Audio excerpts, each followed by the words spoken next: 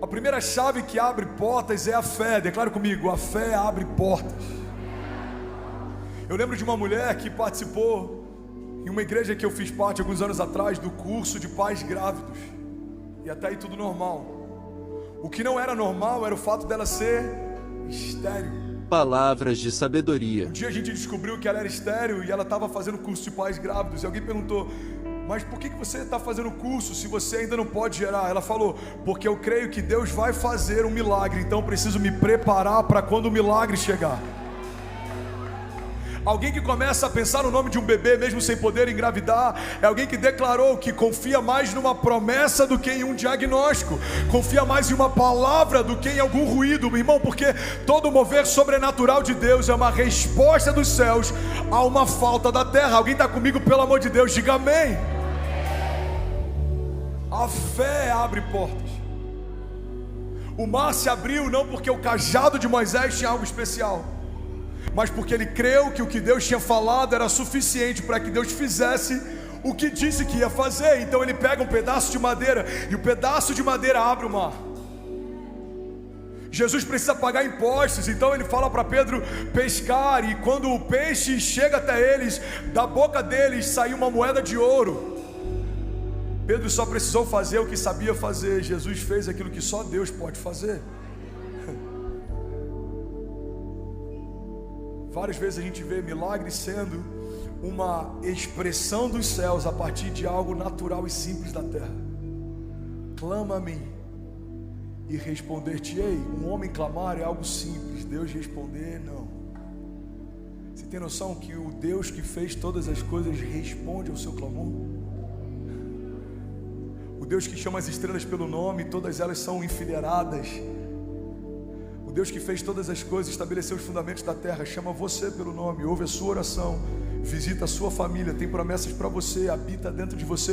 Ele é tão grande a ponto de passear em meio às estrelas, mas se faz tão pequeno a ponto de caber dentro de nós.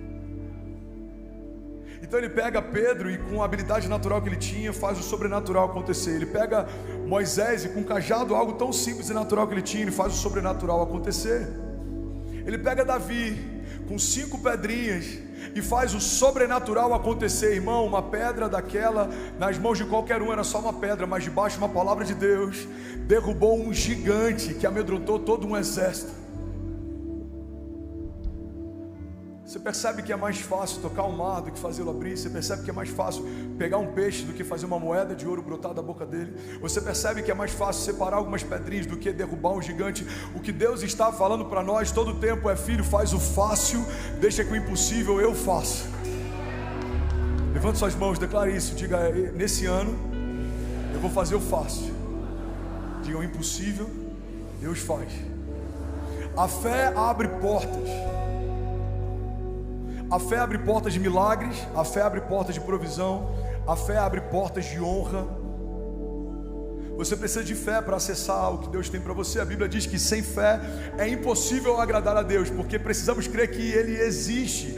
A fé é um pré-requisito básico para que tudo que Deus te prometeu aconteça. Irmão, olha para mim, os seus milagres não estão esperando você estar pronto para eles te encontrarem. Os seus milagres não estão esperando uma liberação para te encontrarem. Os seus milagres só estão esperando você crer que eles existem para que eles se revelem. Tudo é possível ao que crê, diz a palavra de Deus.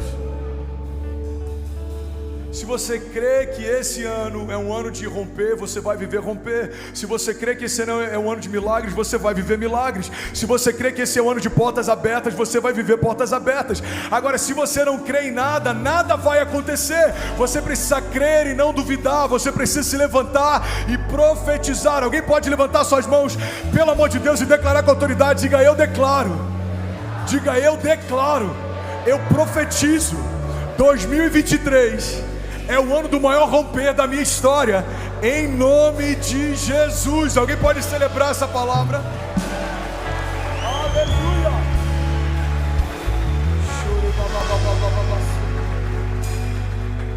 Não se preocupe em como vai ser, confie em quem prometeu.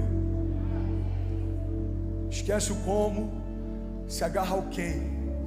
Como vai ser? Eu não sei. Como vai se abrir? Eu não sei. Como vai pagar? Eu não sei. Como vai acontecer? Eu não sei. Mas os meus olhos estão fixos naquele que me prometeu. Ele disse que vai fazer, então ele já fez. Ele disse que vai acontecer, então já aconteceu. Segunda chave sobre o ano de portas abertas é que o temor abre portas. Declare comigo, diga: o temor abre portas. Declare isso mais alto, diga: o temor abre portas.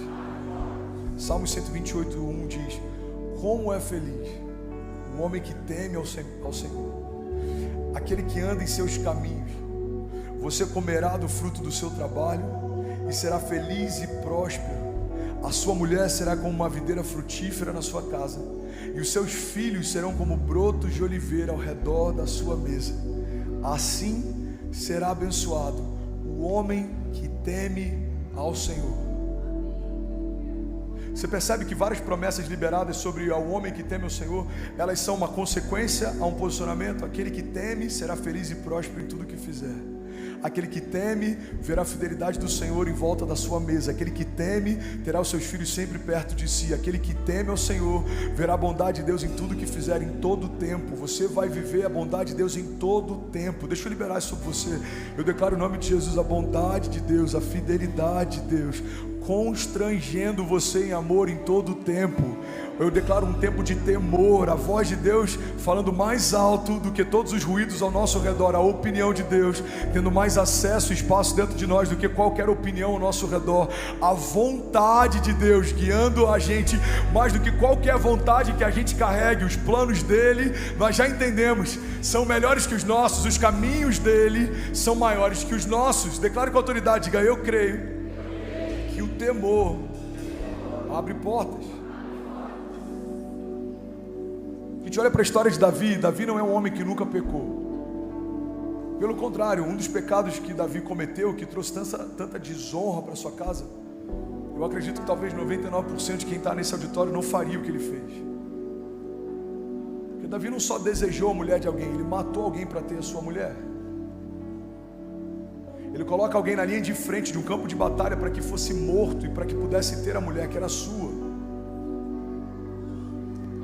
Ainda assim a gente vê a fidelidade de Deus fazendo em Davi o cumprimento de promessas. Então qual que era a chave do coração de Davi? Davi, por mais que em alguns momentos tenha tropeçado, o temor do Senhor sempre levava ele para um lugar de arrependimento. Irmão, a Bíblia diz que a pior coisa que Deus pode fazer com um homem é entregar um homem aos seus próprios desejos. Não sei se você sabe, mas a gente está vivendo um momento caótico. E não é no Brasil, é nessa geração. Pais dando a liberdade dos filhos, escolhendo um sexo que já foi escolhido por Deus.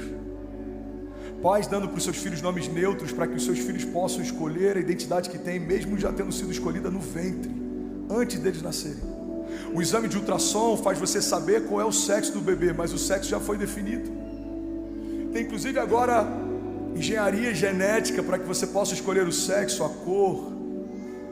A gente quer assumir tanto o papel de Deus numa geração que está debaixo de um mover humanista, que a gente quer ser Deus até escolher como os nossos filhos serão, o sexo que eles terão. Irmão, isso nada mais é do que a gente tirar Deus do lugar de governo e querer nos colocar nesse lugar. Aqueles que temem ao Senhor confiam nele. Eu não entendo, mas eu sei que o Senhor é bom e a sua misericórdia dura para sempre. Eu não entendo, mas eu sei que Ele tem caminhos de paz para mim, não de mal. Eu não entendo, mas eu sei que tudo isso está gerando para mim uma glória eterna que pesa mais do que todas as aflições que eu tenho enfrentado. A Bíblia diz que tudo que a gente tem enfrentado tem gerado para nós uma glória eterna que pesa mais do que todas elas. Então quando eu abro mão desse papel de governo e eu deixo Deus ocupar esse papel, eu começo a viver as bênçãos de Deus. Por quê, irmão? Porque agora não é mais você que governa a sua casa, é o Senhor quem governa ela. E em um lugar que Deus governa, não há falta de paz, não há falta de alegria, não há falta de provisão, porque nele não há falta. Nele, tudo que falta em nós transborda dele. Ele é uma fonte inesgotável de vida, ele é uma fonte inesgotável de esperança, ele é uma fonte inesgotável de saúde. Alguém está comigo aqui, pelo amor de Deus? Deus é uma fonte inesgotável. Enquanto eu governo a minha casa, coisas podem faltar, Mas quando Deus governa a minha casa, eu sei que é uma chave que parece simples, mas se todos nós estivéssemos vivendo, a igreja já estaria caminhando em plenitude. O temor ao Senhor. O temor é falar: Deus, eu queria muito ficar com isso, mas o Senhor está pedindo para eu entregar e eu entrego. Deus, eu queria muito entrar nessa porta, mas o Senhor está dizendo que não se alegra com ela, então eu não vou entrar. Deus, eu queria muito fazer essa aliança, mas o Senhor está dizendo que não abençoa essa aliança, então eu não vou fazer. O temor faz com que a gente se machuque menos, se fira menos, perca menos tempo, bata menos cabeça. Alguém está comigo? Diga amém. O temor coloca o homem no lugar do homem e naturalmente coloca Deus no lugar de Deus. Palavras de sabedoria.